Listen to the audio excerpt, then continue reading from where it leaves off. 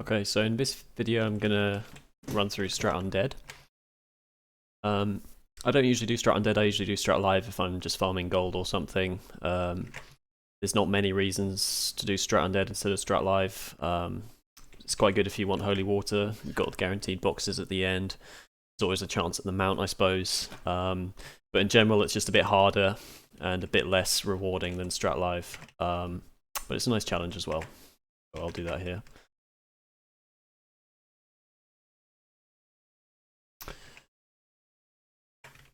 In general, the trash is just a bit more unforgiving if you do a bad pull, so you got to be careful with that. A couple of the bosses are a bit messy, particularly the Banshee boss, and sometimes the last boss can be a bit tricky as well. So it's taken me a fair few attempts to kind of nail Strat Undead, and I still wipe every now and again. Banshee boss in particular seems quite well, I don't want to say buggy, but unpredictable in terms of how it's going to behave with the mind control and stuff, so it can take a few attempts sometimes.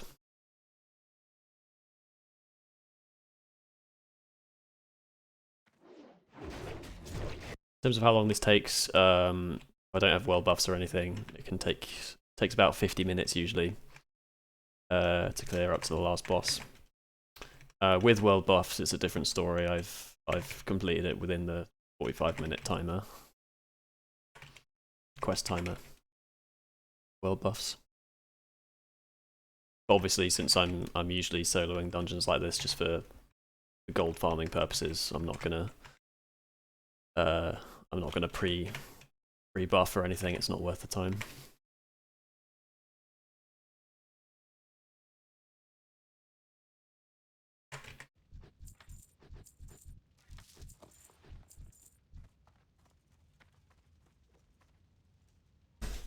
So in general, I think probably Priest is not the ideal healer for this. There's a lot of poisons you have to deal with. There's a lot of curses as well, so Druid is probably better here. I mean, having Shackle's always nice if you mess up a pull, but it's not really essential here. And there's the advantage of Priest is often the magic dispelling as well, and there's not too much of that in here.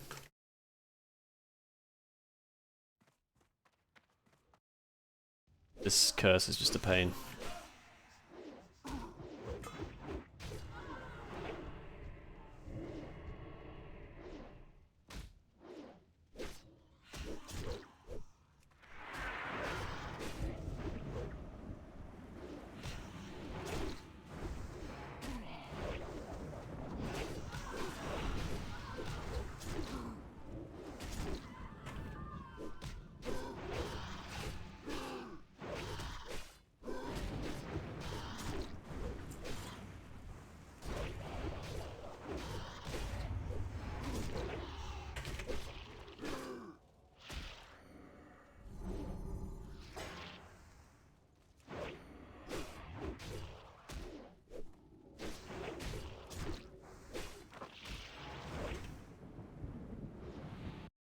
Just like any normal run, like you got to be careful with the pulling here in case you chain a whole bunch of gargoyles or anything like that.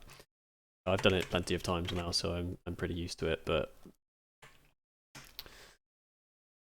yeah, it's never.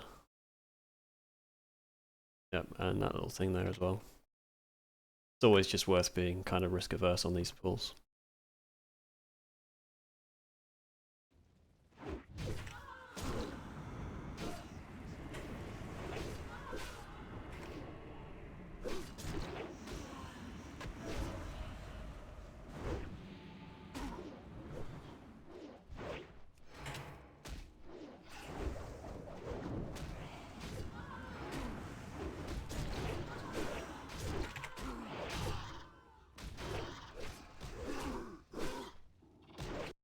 As for how much trash you clear and how much you skip, you have to clear most of it, to be honest. Like, you'll see I skip some of the bigger packs. I try to anyway. But particularly with the Banshee boss, I tend to have to do a little bit of kiting, so I try to clear a decent amount of space for me to move around.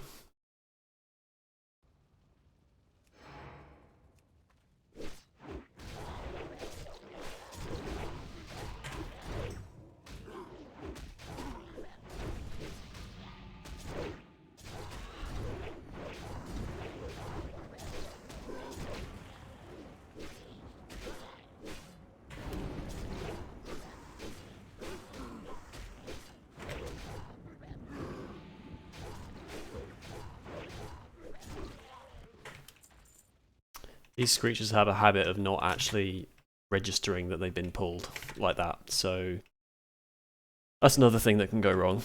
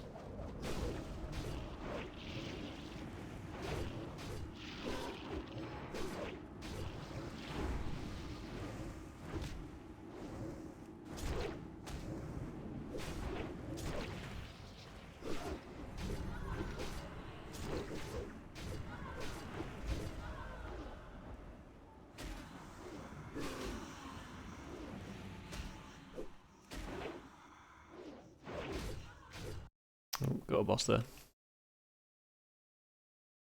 Not the best pull in the world.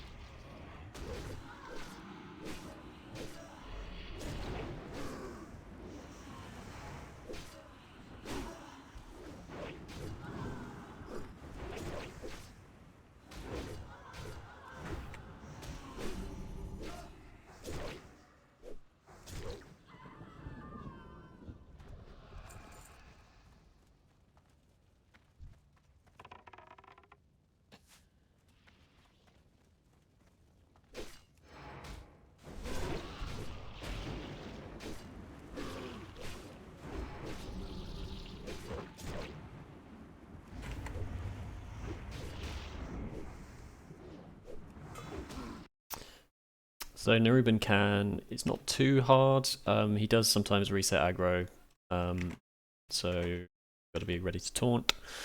And he summons ads, so you've got to make sure you try and aggro them on your warrior instead of the healer. And as always, pull him away from these guys so you don't get any extra ads.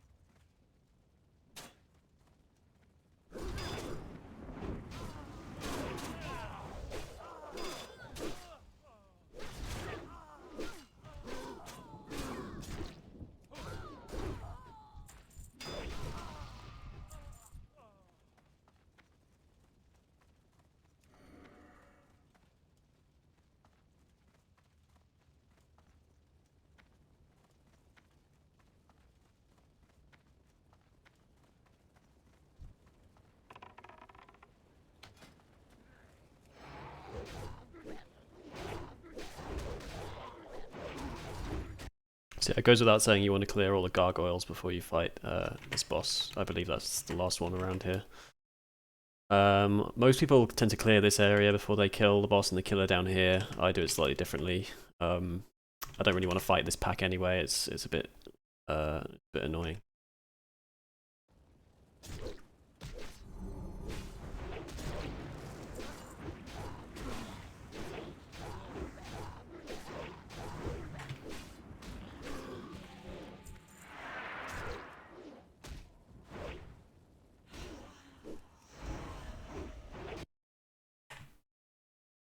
Yeah, so I'll just explain a bit about this boss now. So, if your priest gets, so she will mind control, pretty much guaranteed at some point. If your priest gets mind controlled, it's fine because you can just bring it down to 50% HP with your warrior, easy enough. If your warrior gets MC'd and you're anything like me, where the warrior is really well geared and the priest is not very well geared, you basically have no chance of being able to take down your warrior with your priest. So, there's kind of two ways of dealing with that. Either you just, well, what I do is I run away, basically, and there seems to be a certain point where the MC will reset itself anyway. So I will try that. That works most of the time, not all of the time. I haven't really worked out why it works sometimes and why it sometimes doesn't. Occasionally the boss will just reset completely when you try to do that. Otherwise the MC has a 2-minute a 2-minute duration, so you can just kite your warrior for 2 minutes if for some reason it's not resetting. It's a bit boring, but it works. So yeah, often I'll end up attempting this fight once or twice with it resetting somewhere, but we'll see how it goes this time. I'm just going to get a full rage bar and clear a bit of extra stuff before we start. This is by far the worst fight in here. I usually pop wreck right at the start just to get a bit of extra damage before all the MC stuff happens.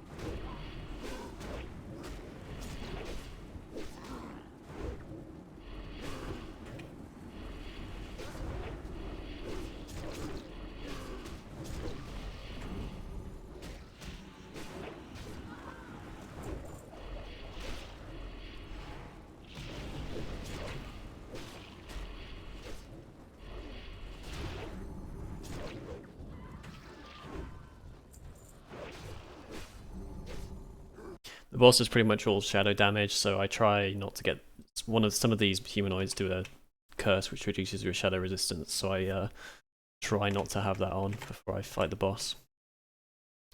Alright, this should be enough.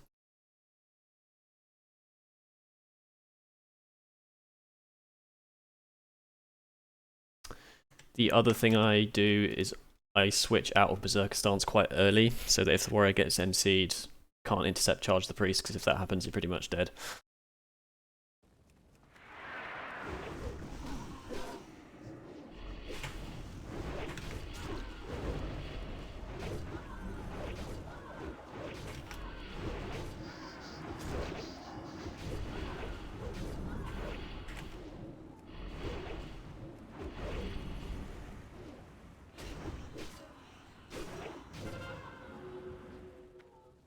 Alright, so here we go. So what I'm going to do is kite to around about here, and hopefully he will break out of the MC.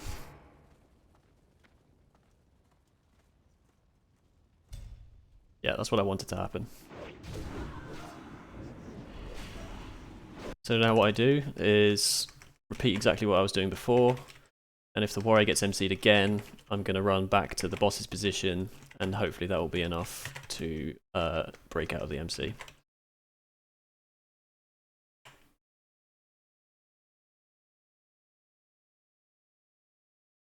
There is another strategy I've done a couple of times where if you keep your warrior below 50% HP, it seems like she doesn't mind control, but that's a little bit risky. and I found that this sort of kiting strategy has worked a bit more reliably for me. No matter what you do, this is just a nasty fight.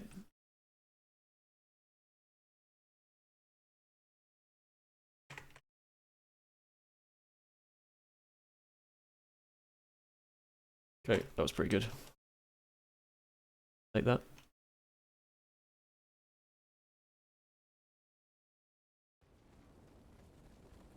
And yeah, these packs are just, you know, anything with 2 humanoids and an undead is or more is just a bit rough. Don't want to deal with that.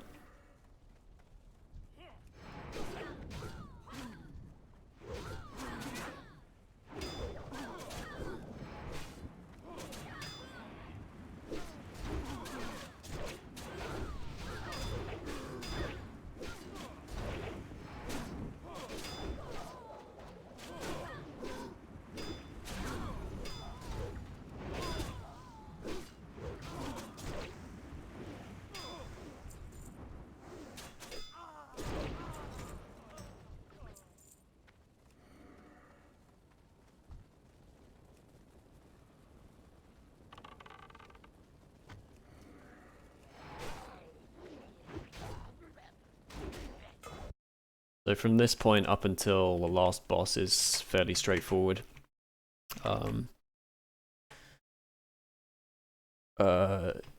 Doing the whole abomination courtyard is a little bit slow with this composition without a poison dispeller, but it's perfectly doable. We'll see when we get there. So at this point it's just a case of not crazily pulling the trash and slogging our way through it.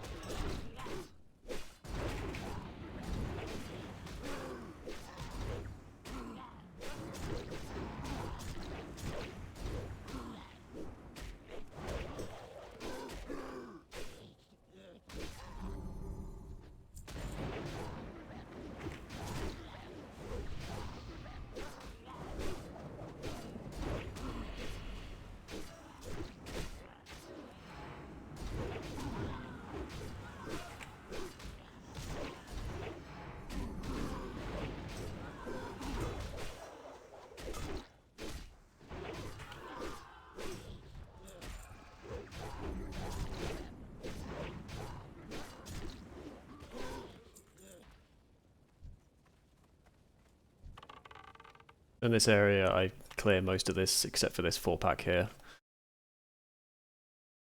You can skip these, although I usually check the crate over here. Pretty much have to clear these 2 packs.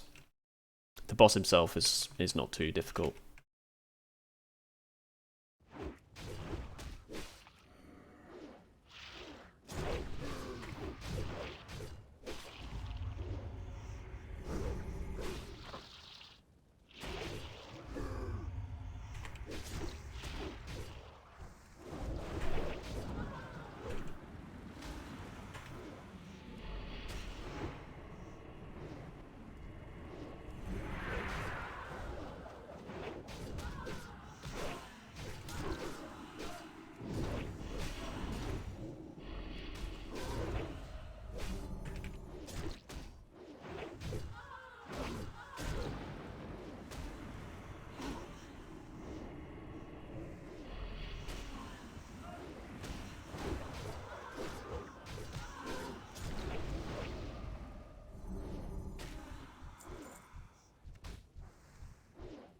As you can see, a lot of the mobs in here aren't super dangerous, they're just kind of annoying and slow. Certainly compared to Strat Live, where you can blow through most of the mobs without too much effort. So that's why I tend to, if I'm farming gold, I'll tend to go Strat Live instead of here.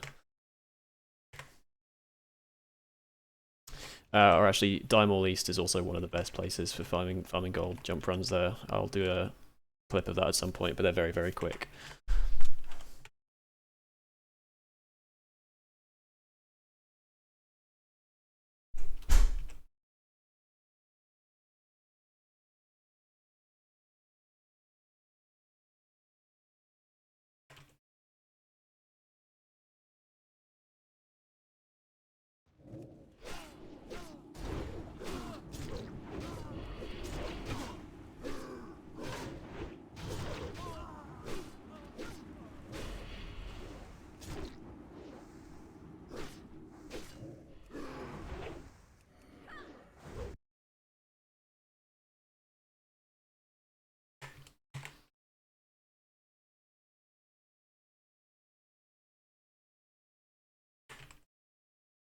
That was a Thunder Fury chain.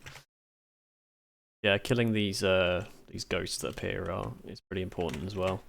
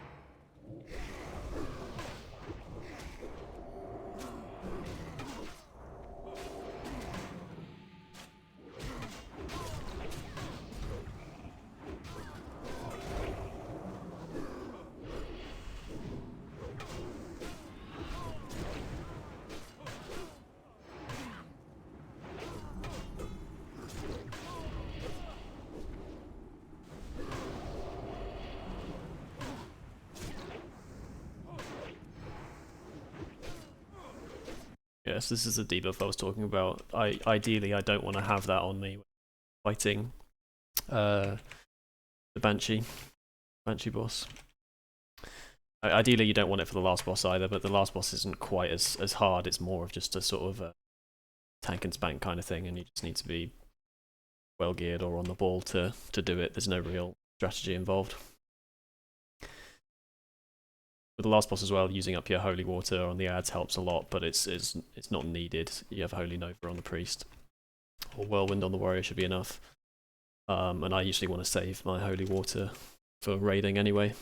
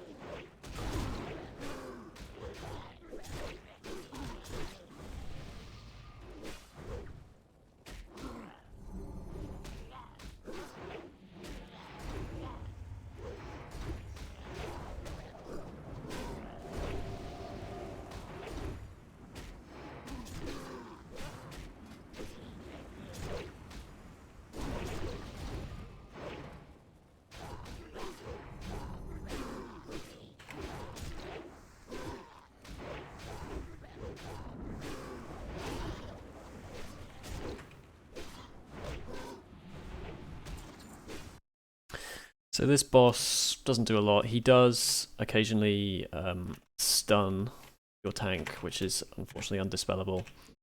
You just have to survive on your healer during that time. A life drain, which can be dispelled. Not much else to it.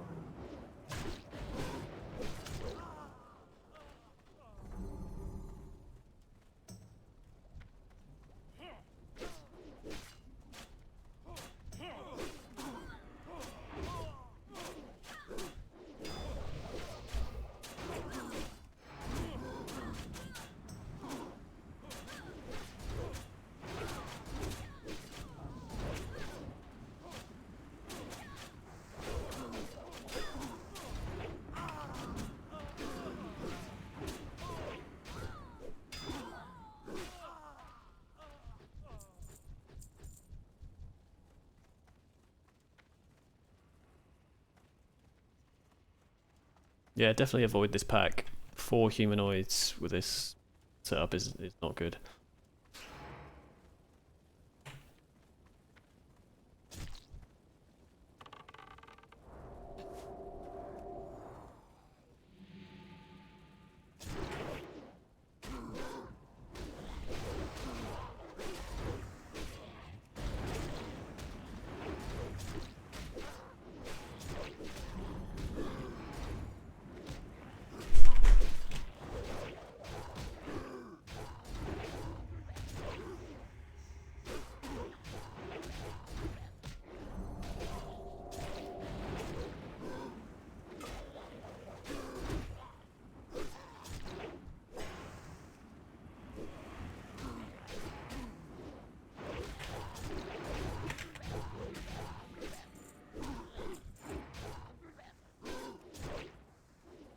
Can sometimes sneak past these guys. I'll see if I can do it.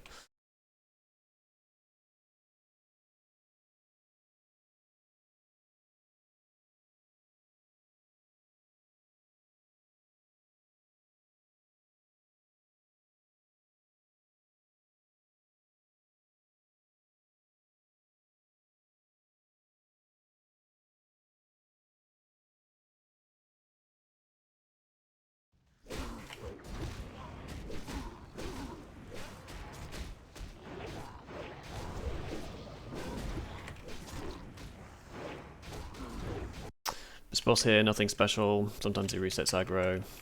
Easy.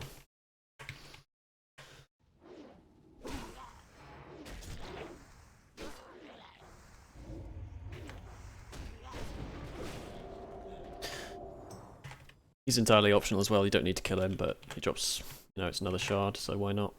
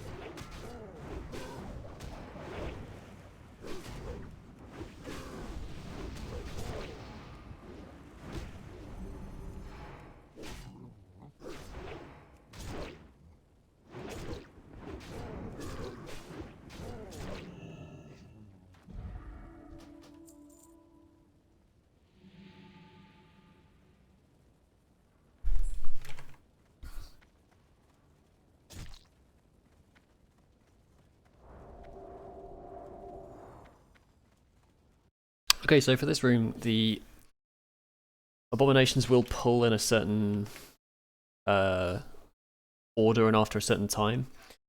If you're going with a regular 5-man group, you'll probably never notice this because you'll be killing them way faster than the timer. But if you're solo like this, you can come up against it. So I recommend just putting them one at a time, nothing too crazy. Also, by the time I've killed this first one, the second one probably won't have quite made it here. I think it's this guy coming now, so don't get tempted to like pull a random one. If you're up against the time, just wait for the next one to come up to you. Then you can avoid double pulls. I mean, double pulls aren't too bad here, especially with a priest, because you can just shackle one, and you could probably face tank 2 of them. They're not too tough. But if you're playing it safe, just be aware of that.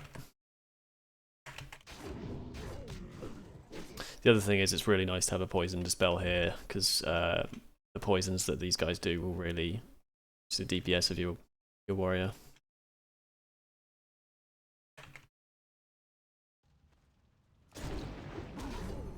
So you see, there's the next one coming. So I'll probably just shackle him when he appears, because I already pulled 2.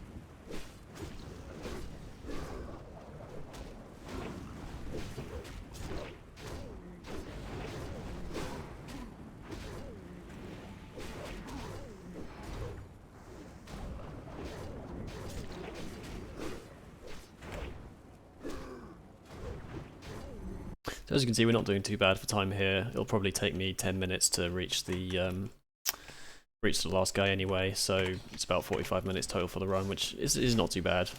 I've got it down fairly quickly now.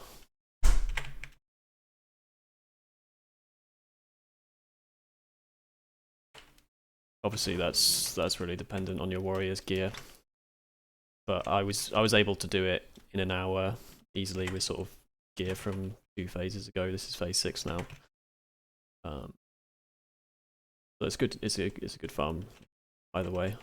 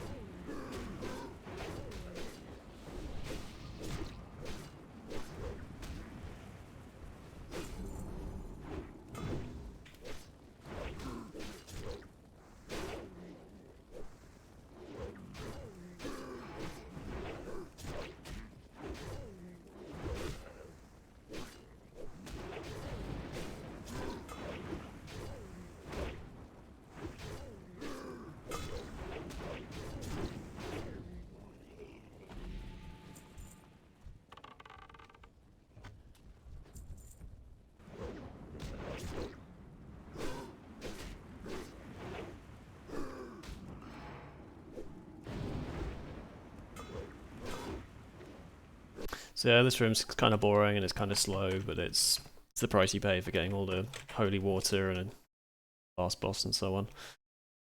This is why I prefer Strat Live or DM East for sure if you're just farming gold.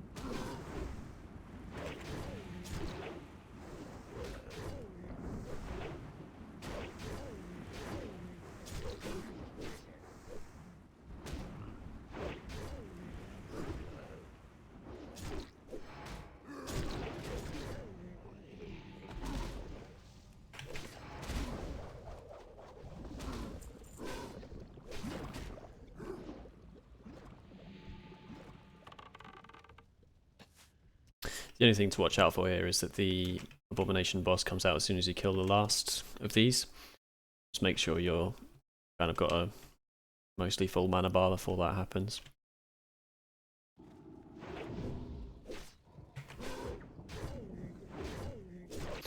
The next boss himself, it's not too bad. He's kind of like Rattlegoyle, he'll stun and he'll reset aggro on the tank, so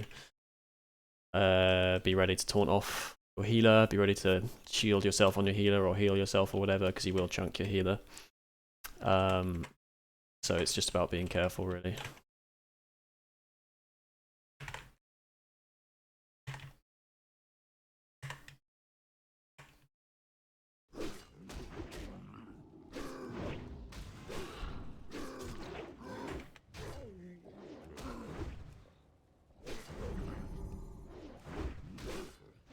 And for the little non-elites that run out of the gate after the Abomination boss, obviously if you don't have AoE, just use Holy Water.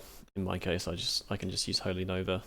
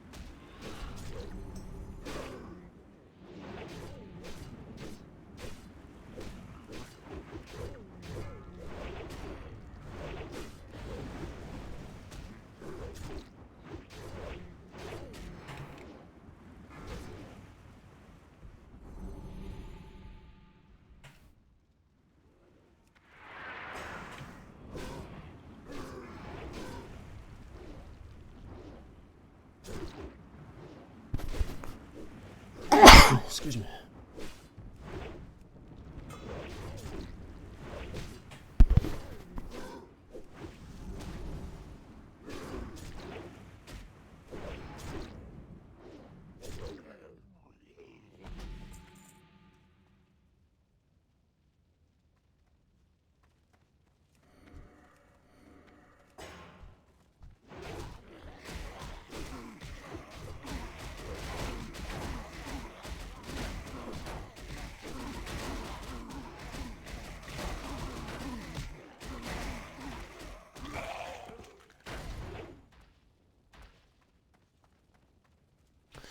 So the last few ads are sentries that come. Yeah, I don't usually carry around 3 stacks of this. Yeah, they can do a bit of damage. CC1 if you can. It's not too difficult.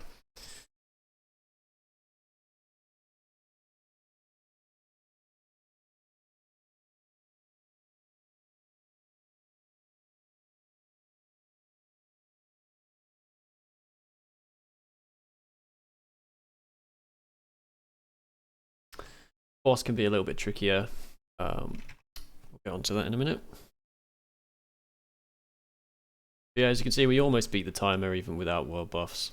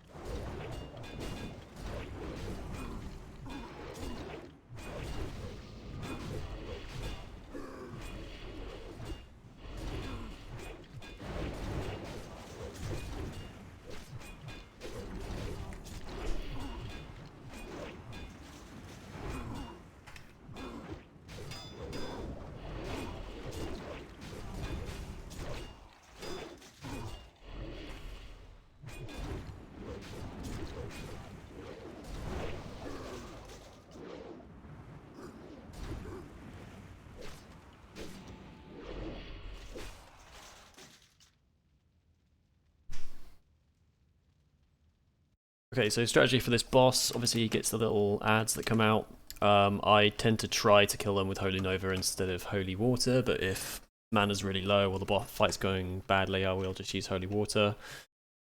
I pop on my cooldowns here, just got to watch out for the Mortal Strike, try and position the priest out of range of the aura, and that's pretty much it.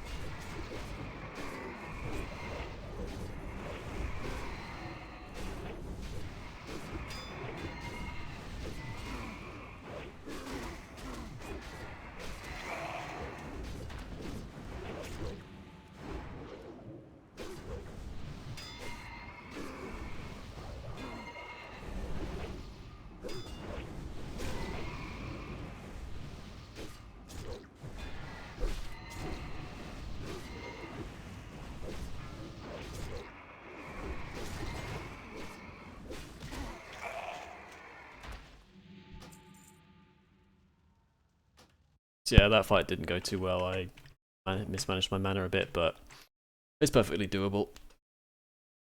And that's it for Strat Undead.